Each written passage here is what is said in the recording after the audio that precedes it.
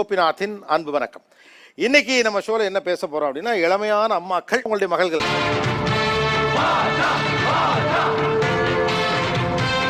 ஆக்சுவலா அம்மா மகள் உறவு என்பது ரொம்ப நுட்பமான ஸ்பெஷலான ஒரு ரிலேஷன். நீங்களும் உங்க அம்மாவும் வெளியில போறப்போ அல்லது ஒரு பொது நிகழ்ச்சிக்கு போறப்போ இப்படிலாம் இருக்கிறப்போ என்னென்ன மாதிரியான கமெண்ட்ஸ் எல்லாம் வருது, அதுல எது உங்களுக்கு சந்தோஷம் தரும்? காய்கறி கடையில அந்த மாதிரி போனா பாப்பா பாப்பான்னு கூப்பிடுவாங்க அவங்கள. நீங்க ரெண்டு பேரும் புதுசா கேர்ள்ஸ் எல்லாம் தங்க போறீங்களா வீட்ல அப்படின்னு சொல்லுவாங்க. புதுசா வீடு ஓ, மாத்தி ஒன்னா வீடு எடுத்து தங்குற ஒரே செட்டான்னு கேக்குறாங்க. என்னடா நடக்குது இங்க? ஏன்னா எங்க அம்மாவும் எங்க வீட்ல இருக்காங்க. சோ அவங்க தான் எங்களுக்கு காமனான அம்மான்னு நினைச்சுக்கிட்டாங்க. ஓ,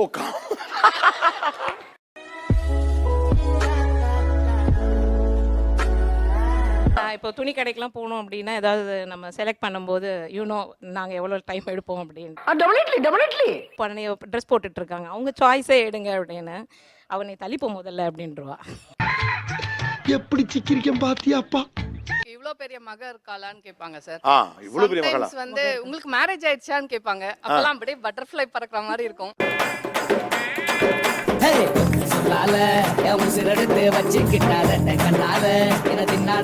ஃப்ரெண்ட்ஸ் மாதிரி இருக்கீங்க, அப்ப கொஞ்சம் காண்டாவாவ. சோ அதே மாதிரி வெளியே போனாலும் சிஸ்டர்ஸ் மாதிரி இருக்கீங்க ரெண்டு பேரும் அப்படின்னு சொல்லுவாங்க.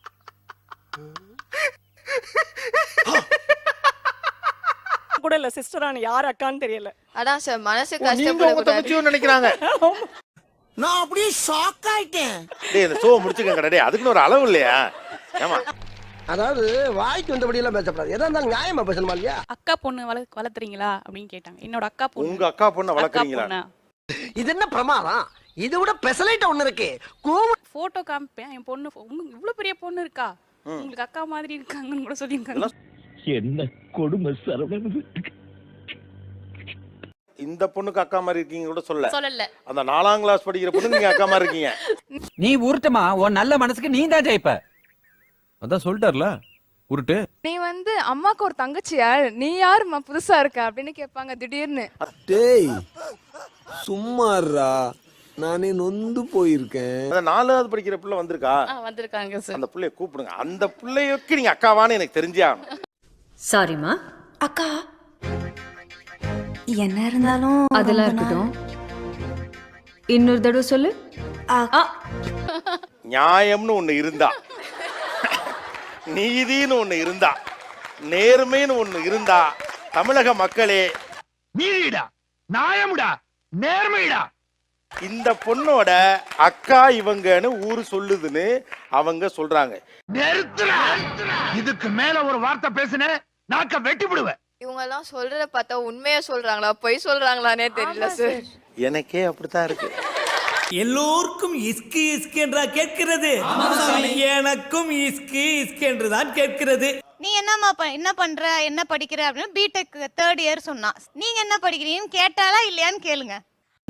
என் வாழ்க்கையில இன்னும் நான் எல்லா குடும்பங்களை பார்க்கணும்னு இருக்கும், எனக்கே தெரியல.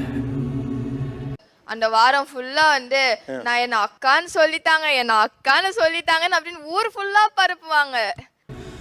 கனவுகளையோட பிரச்சனை இருந்தாலும் முடிச்ச உடனே டக்குன்னு அந்த பிரச்சனைகள் இருந்து வெளியே வர்ற மாதிரி என் வாழ்க்கையில் இருந்திருந்தா எவ்வளவு நல்லா இருந்திருக்கும். உன்னோட தங்கச்சியா உன்னோட அக்காவான்னு சொல்லும் போது இப்போ எனக்கு எப்படி ஃபீல் ஆகுதுன்னா, எனக்கு வந்து வயசாயிடுச்சோ, நமக்கு வயசான மாதிரி இருக்கு சார். என்ன பொழப்பு இது? நம்ம வாழ்க்கை எதை நோக்கி பயணமா போய்கிட்டு இருக்குன்னே தெரியலையே. சொல்லுவாங்க சார், ஓகே இல்லடா அம்மு நீ தான்டா அழகு அப்படின்னு சொல்லி. இவங்களுக்கு வந்து எப்படின்னா உள்ளுக்குள்ள சந்தோஷமா தான் சார் இருக்கும். அந்த சிரிச்சிட்டு போறாங்களே, அது கூட உங்களை பார்த்துதா? அந்த தாய்க்கு சொன்னாங்களே, அது கூட உங்களை பார்த்துதா? ஜெலஸ்ன்னு சொல்றதை விட, ஓ அப்ப நான் வந்து அவங்களோட வயசான மாதிரி ட்ரெஸ் பண்றேனா அப்படி ஒரு கட்டம் வந்துருச்சு. அது சூப்பர். உங்களை சாரி கட்ட சொன்னா அவங்க கட்ட மாட்டாங்க சார். ஒரு கட்டத்துல வந்து என்ன அக்கான்னு சொல்லிட்டாங்கன்னா பாத்துக்கோங்களேன். அப்படியே பையன் யாரு, உங்க தம்பியா? பாரு, உன்னை எனக்கு கல்யாணம் ஆயிடுச்சான்னு கேட்டாங்கன்னு சொல்லிட்ட ஒரு ஆட்டோ ஆடுவா பாருங்க, டான்ஸ் ஆடுவா அவ. சிச்சோ நான் என்ன பண்ணுவேன் பெருமானே. ஏய் ஆடாதடி, எனக்கு கடுப்பா. யார சொல்றீங்க? உங்க அம்மாவை தான் சொல்றீங்களா? நீங்க பேசிட்டு இருக்கும்போது இடையில ஐயாவா வாடா வாடான்னு எதுவும் சொன்னியா? ஃப்ளோல ஏதாவது வந்திருக்கும். அப்புறம் அவங்களுக்கு வந்து நிறைய ஃப்ரெண்ட்ஸ் இருப்பாங்க. கல்யாணம் ஆயிடுச்சான்னு கேட்டாங்க, அன்னைக்கு அந்த நாள் ஃபுல்லா சொல்லி ஆடுவா. அவரை பார்த்தானே என்னென்னமோ பண்ணுதே, வெக்கமா வருதே என்னடி வருது. அப்ப நீங்க ஒரு அம்மா ஃபேஸ் எடுக்க வேண்டியதானே, அந்த பேஸ்க்கு போக வேண்டியதானே. அம்மா ஃபேஸ் நாங்க எடுக்காம இல்ல சார். ஆ நாங்க சின்ன வயசுல மேரேஜ் பண்ணிக்கிட்டோம். நாங்க இப்போ வரைக்கும் இப்படியே இருக்கிறோம், இளமையாவே இருக்கோம். சுட்டும் விழி சூடரே சுட்டும் விழி சூடரே. அவங்க ஏஜ் என்ன? உங்க ஏஜ் என்னது? 39. ஆல்மோஸ்ட் அவங்க வயசு. இப்ப நீங்க என்ன நினைக்கிறீங்க? த்ரிஷாவோட ஏஜ். சார் நீங்க இப்படிலாம் சொல்லாதீங்க சார். இல்லம்மா, இல்ல நீங்க புரிஞ்சுக்கங்க. சரி, நான் செவனேந்தானா போய்க்கிருந்தேன். யாரு வம்பு தும்புக்காச்சும் போனா முடிய போகுது அப்படிங்கிறப்ப இதெல்லாம் நான் செஞ்சுக்கணுங்கிற எண்ணம் இருக்கு. சார் அந்த ஹேர் ஸ்ட்ரைட்டன் பண்ணணும்னு ரொம்ப ஆசை. நான்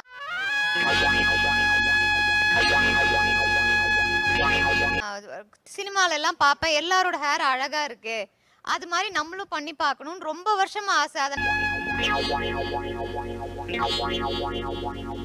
நான் பண்ணதே இல்ல. அது வந்து இப்ப கொஞ்சம் வருஷமா பண்ணி பார்த்துட்டு இருக்கேன். என்ன பல்லால கொண்ட போட போறீங்க? கோடாலி கொண்ட போடுவீங்க, எஸ் கொண்ட போடுவீங்க, லூசு கொண்ட போடுவீங்க. அதுல ரொம்ப ஒரு மன நிறைவு கிடைக்குது, ஒரு ரொம்ப சாட்டிஸ்பாக்சன் கிடைக்குது. இது மாதிரி என்ன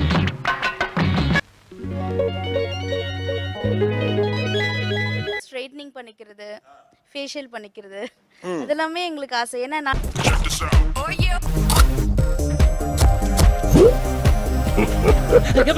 சார் போட்டோ ஷூட் எடுத்துக்கணும்னு ஆசை. ஏதோ ஒரு நல்ல ஆக்சன் பண்ணுங்க. நான் எடுக்கிறேன். நல்ல ஆக்சனோட ஒரு போஸ் கொடுங்க. இப்போ நான் என்ன ட்ரெஸ் பண்ணிக்கணும், அழகு பண்ணிக்கணும், and then வந்து போட்டோ ஷூட் எடுத்துக்கணும்ன்றது ரொம்ப ஆசை எனக்கு. அப்பெல்லாம் அதெல்லாம் கிடையாது. அதை விட இது நல்லா இல்ல, நல்ல வித்தியாசமா கொடுங்க. வித்தியாசமாவா?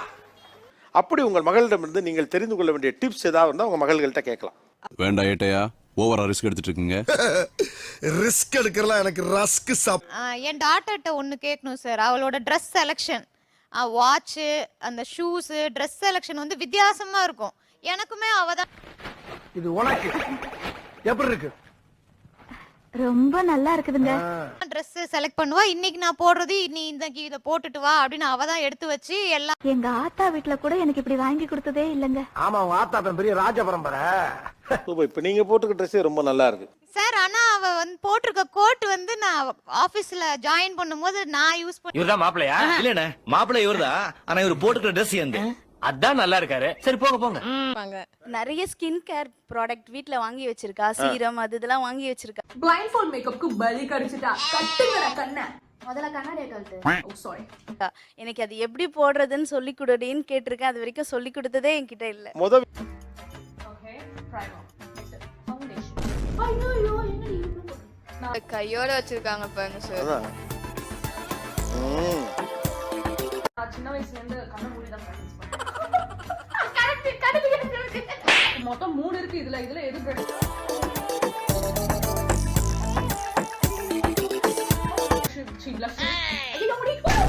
அப்படி பாரு சுகர் டி.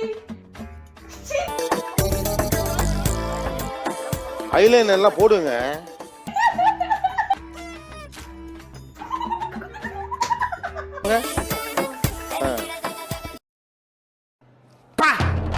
யார் அந்த பொண்ணு? பேய் மாதிரி இருக்கு மேக்கப் போட்டு.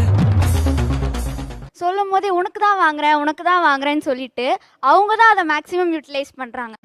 ஏண்டா எங்களை இன்னமுமாடா நம்பிக்கிட்டு இருக்க?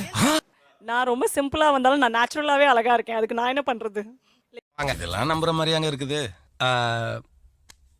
ஆரம்பத்துல நானும் தான் நம்பல. எனக்கு இது நல்லா இருக்கும் இந்த ட்ரெஸ்னா, இத போடாதீங்க இத போடுங்கன்னு சொல்லுவா. என் ஹஸ்பண்ட் அதான் சொல்றாரு, நீ அவளை நம்பாத, அவ வேணும். என்ன சாட்சியா இருக்கு சொல்றியா? பொய் பொய் பொய் பொய்.